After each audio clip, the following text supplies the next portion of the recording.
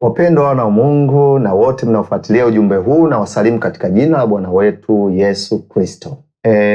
Nimekaa kimya kwa siku kadhaa tangu kusambaa kwa clip ya mzee wa wetu, baba yetu wa huduma, mzee wa upako, Mchungaji Lusekelo, akizungumzia asili ya Ukristo na kusema Yesu hakuwa Mkristo na alikuwa akisali msikitini.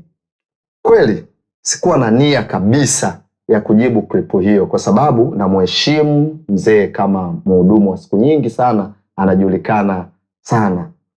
Lakini nimepokea simu nyingi, message na maombi kutoka kwa waumini mbalimbali, vijana wengi ambao wamechanganyikiwa na wamekuwa hasa wananiuliza, je, ni kweli tumekuwa tukidanganywa? Wananiuliza, je, Yesu alikuwa ni Muislamu kweli? Je, ni Mkristo au ni jina tu? Sasa ndio maana imenilazimu kuwepo hapa. Ndugu zangu, Biblia inasema katika Petro wa kwanza 3:15, tuwe tayari kumjibu siku zote kila mtu anayetuuliza juu habari ya tumaini letu. Kwa kama ningekaa kimya ningekuwa silitendei kazi neno hilo. Ndio maana imenilazimu leo hii kuwepo mahali hapa kuja kumsaisha kidogo, ili kulifanya kanisa lisipotoshe na huo uongo ambao unasambaa katika kanisa la Mungu. Lakini sasa moja ya hoja zake kubwa na hoja yake ya kwanza yeye ni ambao tunatakiwa tujiulize, je, Yesu hakuwa Mkristo? Mzee wa upako anapaza sauti anasema, narudia tena, Yesu hakuwa Mkristo. Anadai kwamba Biblia, anadai hivyo ndivyo Biblia inasema. Kwa haraka haraka ukimsikiza mzee wa upako unaweza kudhani amepata ufunuo mzito ambao sisi wengine hatuujui, lakini nataka nikuambie kitaalamu, hiyo ni hoja dhaifu sana, haina mashiko kwa kikanisa wala kihistoria. Ni kweli neno Mkristo kiliangalia lilianza kutumika Antiokia baada ya Yesu kupaa katika Matendo 11:26, lakini kusema Yesu hakuwa Mkristo ili kuleta picha kuwa hakuwa na uhusiano na Ukristo, huo ndo upotoshaji. Lakini mzee wangu anasahau kitu kimoja kikubwa, Yesu ndiye Kristo mwenyewe. Neno Mkristo maana yake ni mfuasi wa Kristo. Sasa huwezi kutenganisha Kristo na Ukristo. Kristo sio klabu ya kijamii au chama cha siasa kilichoanzishwa pembeni. Ukristo ni mfumo wa maisha unaomfuata wa kumwabudu huyo Kristo. Mzee, kusema Yesu hakuwa Mkristo kwa sababu tu ya neno alikuwepo wakati huo ni sana kusema baba yako sio mwanafamilia wa familia yenu kwa sababu yeye ndiye alianzisha hiyo familia. Hii inaleta mantiki kweli? Yaani mwasisi wa jambo hawe nje ya jambo lenyewe. Bila Kristo hakuna Ukristo. Kule Antiokia walitupa jina tu la kututambulisha, lakini asili ya imani yetu sisi wenyewe ni asili ya imani yetu. Tusichanganye majina na asili. Kwa hiyo kutenganisha Yesu na Ukristo ni mchezo tu wa maneno wenye lengo la kuleta mshangao, lakini kiukweli unajengea waumini picha potofu kuwa Yesu hakuwa na uhusiano na imani tunayoishi leo. Mzee, Yesu ndiye Kristo mwenyewe. Bila yeye hilo jina Mkristo lisingekuwa na maana yoyote. Labda niende katika hoja nyingine ya pili ambayo yanasema kwamba yes alikuwa anataja kuhusiana na sinagogi. Sasa naomba twende kwenye hoja hii ambayo mimi nimeita kosa la kitaalamu. Mzee anasema na ananukuu, sinagogi ni msikiti wa Wayahudi. Jamani, hebu tusemezane kwa ukweli.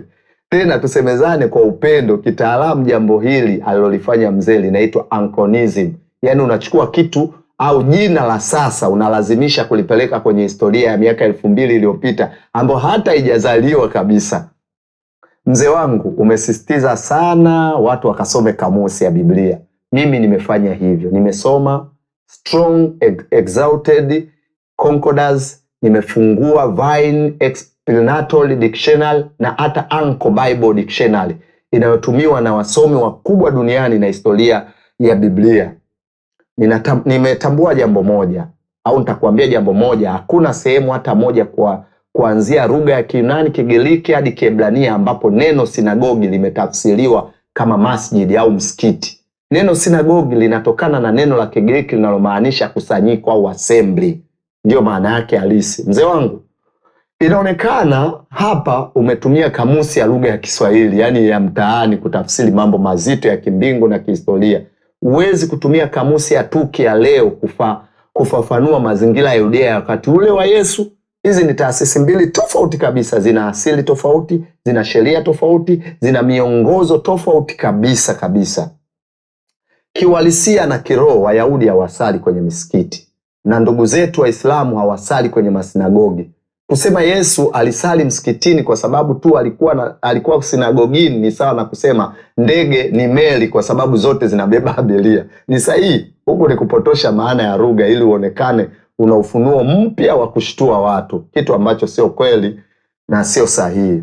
Sinagogi ilikuwa tu ni kituo cha elimu, mahakama ya kijamii na sehemu ya ibada ya Kiyahudi. Msikiti una taratibu zake, itikadi zake, na ulianza karne kadhaa baada ya Yesu kupaa hapa.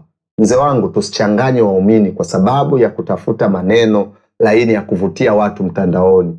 Ukweli wa kihistoria ubadiliki kwa sababu ya clip tu ambayo umezungumza kwa dakika chache.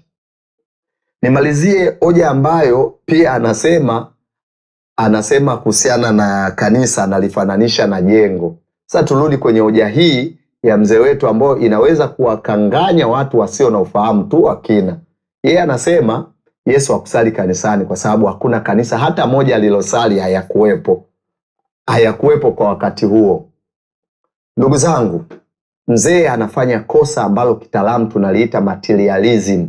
Yaani anatafuta kuta za madhabahu ya zege ndipo aone kanisa, lakini Biblia ninayoijua mimi, ambayo mzee anasema anaijua kuliko watu wote, haisemi kanisa ni jengo. Hilo wote tunalielewa.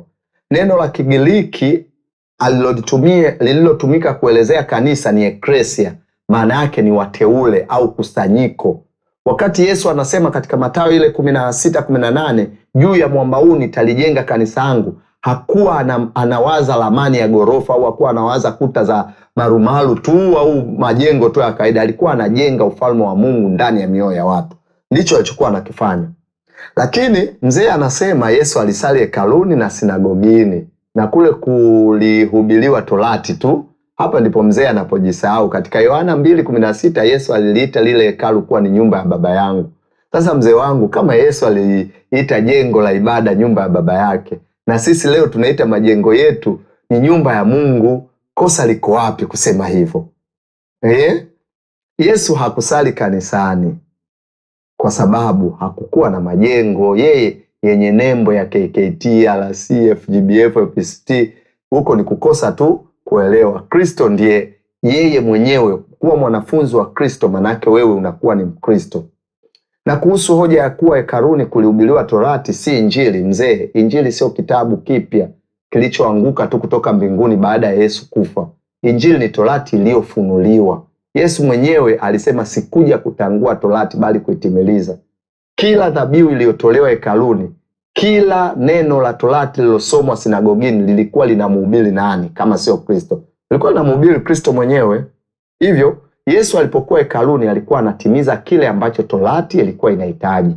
Huwezi kusema Yesu hakuwa Mkristo kisa alikuwa anahubiri Torati wakati yeye ndiye lengo la hiyo Torati yenyewe. Waumini, tusiwe wepesi sana kudanganyika na maneno ya kimantiki yanayokosa kiroho. Kanisa halikuanza kwa kujengwa tu, lilianza kwa neno, na neno hilo lilitoka kwa Mungu, na neno lenyewe ni Mungu mwenyewe.